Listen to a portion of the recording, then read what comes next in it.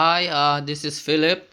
So this is what I meant. I'm a customer of this product, the one you send, the Kasens 150 mbs wireless USB adapter.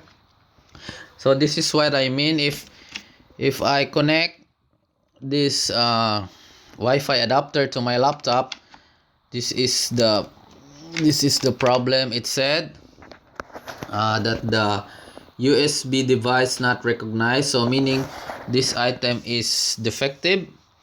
And I already installed the driver, the CD driver already in my laptop, but still when I already use it and I plug it to my laptop, so this is what it said: the USB device not recognized.